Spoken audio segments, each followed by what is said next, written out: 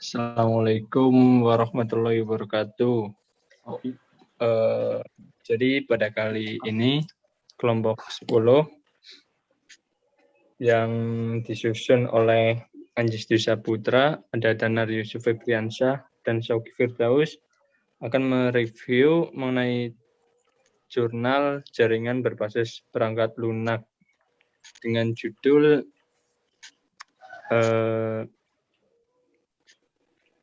di jurnal kami tersebut. Langsung aja kami akan presentasikan pendahuluan yang pertama.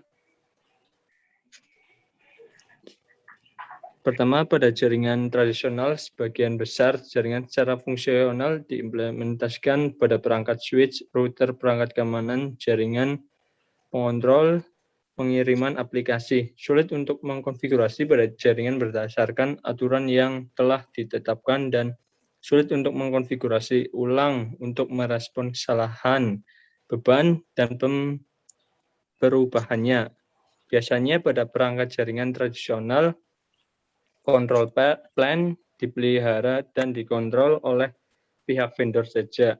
Hal ini mengakibatkan ketergantungan perangkat jaringan pada vendor tertentu dan memaksakan operator jaringan mengkonfigurasi perangkat jaringan secara individu. Solusinya dengan menggunakan SDN. SDN merupakan sebuah arsitektur baru pada jaringan yang memisahkan kontrol plan dengan data plan dalam sebuah jaringan. Pada SDN hanya perlu controller yang merubahnya jika pada pembaruan sistem. Controller yang mendukung protokol OpenFlow pada SDN adalah ONOS, POX, OpenDialect, dan lain-lain. Pada SDN saat pengiriman sebuah paket harus memiliki jalur yang akan dilewatinya. Salah satunya adalah menggunakan segmen routing. Untuk meningkatkan performa SDN, maka dilakukan performasi jaringan SDN menggunakan controller ONOS.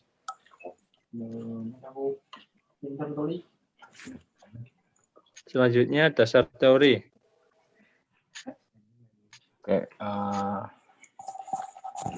Dasar teori Software Defined Network. Software Defined Network adalah paradigma jaringan yang muncul yang memberi harapan untuk mengubah keterbatasan infrastruktur jaringan saat ini, yaitu memecah integrasi vertikal dengan memisahkan control plane dan data plane. Dengan pemisahan control plane dan data plane, switch jaringan menjadi perangkat forwarding yang sederhana dan control plane diimplementasikan sebagai pengendali terpusat, yaitu menjadi lebih mudah untuk mengkonfigurasi jaringan dan dapat mengurangi kerawanan kesalahan untuk memodifikasi kebijakan jaringan. Lalu di segmen routing adalah teknologi jaringan yang menawarkan metode baru penurusan paket yang meminimalkan kebutuhan untuk menjaga banyaknya status informasi jaringan. Segmen routing mendefinisikan jalur informasi melalui daftar urutan multi-protokol label switching, mekanisme pada header paket, kemudian juga terdapat pada segmen ID atau group ID. Pada segmen ID atau group ID juga terdapat SR, MPLS, SID yang merupakan label MPLS atau nilai indeks ke dalam ruang label MPLS secara eksplisit dikaitkan dengan segmen.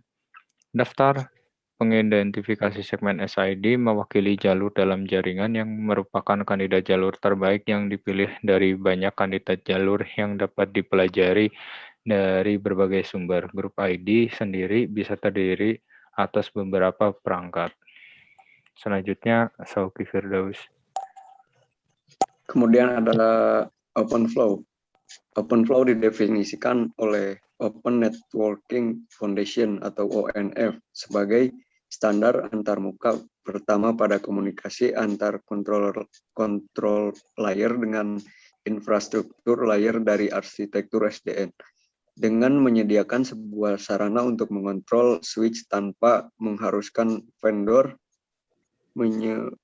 menyebarluaskan kode sumber perangkat mereka dalam bentuk apapun.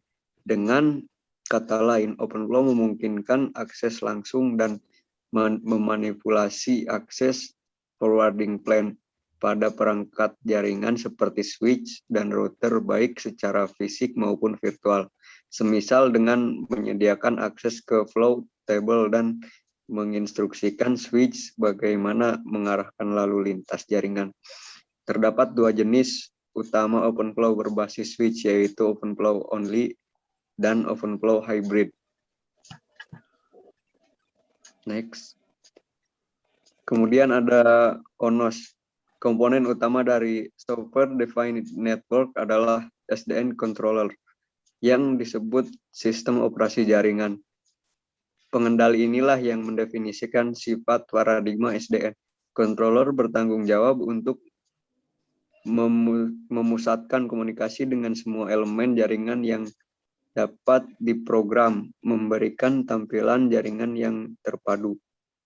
ONOS atau Open Network Operating System adalah sistem operasi jaringan SDN open source terkemuka untuk membangun solusi SDN generasi selanjutnya yang ditargetkan secara khusus di service provider dan mission critical network. ONOS dibangun untuk memberikan ketersediaan tinggi atau high availability, scale out, dan performasi kinerja jaringan yang dibutuhkan. Controller ini berbasis Java. Oke, lanjut. Kemudian ada Mininet. Oke, lanjut. Mininet adalah sistem yang memungkinkan prototyping cepat dengan jaringan yang besar pada satu komputer. Ada banyak alasan yang memicu penggunaan emulator yang baru yang disebut Mininet. Pertama, hanya ada sedikit perangkat jaringan yang tersedia untuk tujuan penerapan SDN standar karena belum meluasnya teknologi dari perspektif industri. Selain itu, implementasi jaringan dengan jumlah besar mengakibatkan perangkat jaringan sangat sulit dan mahal. Oleh karena itu, untuk mengatasi masalah tersebut, strategi model secara virtual telah dilakukan dengan tujuan untuk membuat prototipe. Lanjut rekan saya, Anjas. Selanjutnya bab 3, ada analisa. Yang pertama dari Jurnal Indonesia, yang kedua Jurnal Bahasa Inggris. Itu Jurnal Bahasa Indonesia. Oke, selanjutnya. Poin pembahasan jurnal. Yang pertama ada judul, rangkuman, kelebihan, dan kekurangan. Yang pertama, jurnal 1, analisis performasi segmen routing pada software defined network menggunakan controller ONOS. Jurnal 1, judul analisa performasi segmen routing pada software defined network menggunakan controller ONOS. Rangkuman jurnal. Pada penelitian ini, ada beberapa parameter yang diujikan, diantaranya pertama ada pengujian resource utilization. Pengujian dilakukan untuk mengetahui konsumsi penggunaan CPU dan konsumsi memori dengan jaringan yang menggunakan segmen routing dan tanpa segmen routing. Yang kedua, pengujian paket loss dilakukan untuk mengetahui paket yang tidak terkirim ketika terjadi pengiriman paket. 3, ada delay, adalah waktu yang dibutuhkan data untuk menempuh jarak dari sumber hingga sampai ke tujuan. 4, ada jitter, adalah suatu metode pengukuran untuk melihat variasi delay pada transmisi data di jaringan. Yang kelima, ada throughput, merupakan jumlah total kedatangan paket yang sukses yang diamati pada penerima selama interval waktu tertentu. Selanjutnya ada kelebihan dan kekurangan jurnal.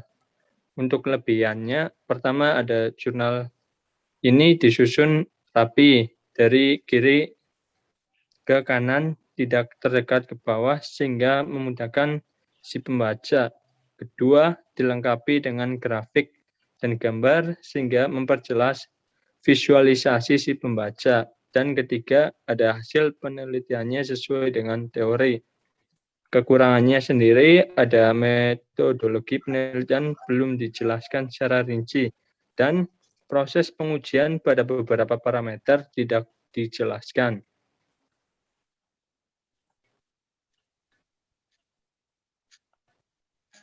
Oke, jurnal 2, Performance Analysis and Evaluation of Software Defined Network Distributed Controller in Data Center Network.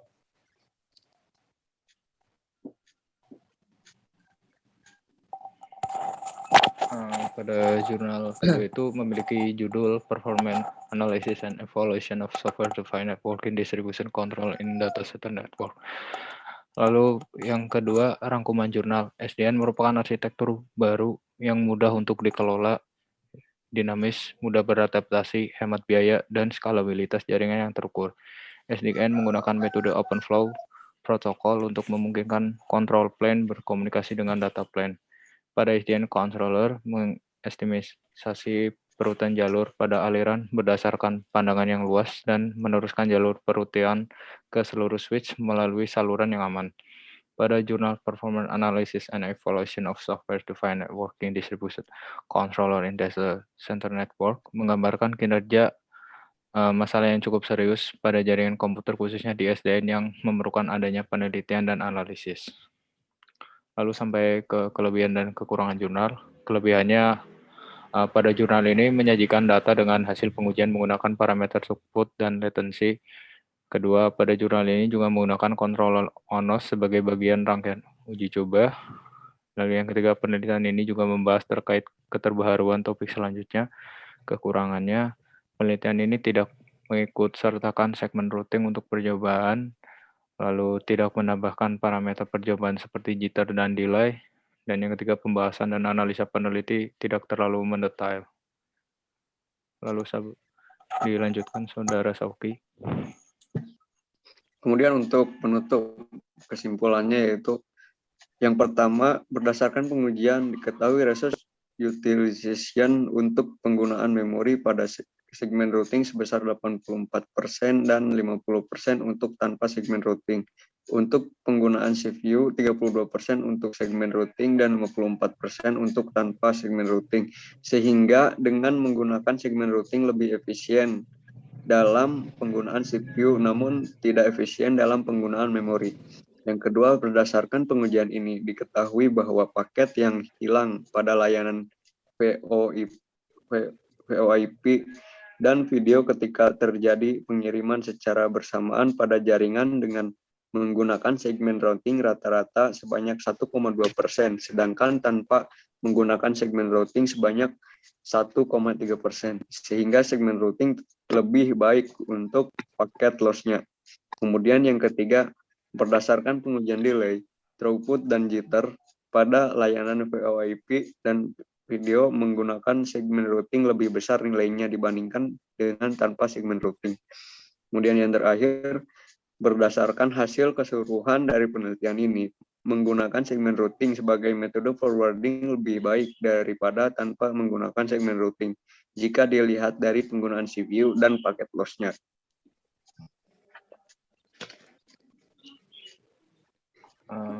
Oke, sekian presentasi dari kelompok 10. Apabila banyak kekurangan atau kesalahan, kami dari kelompok 10 mohon maaf yang sebesar-besarnya. Wabillahi taufiq wal hidayah.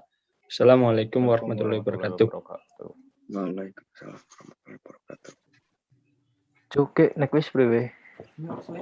Terus, koraki.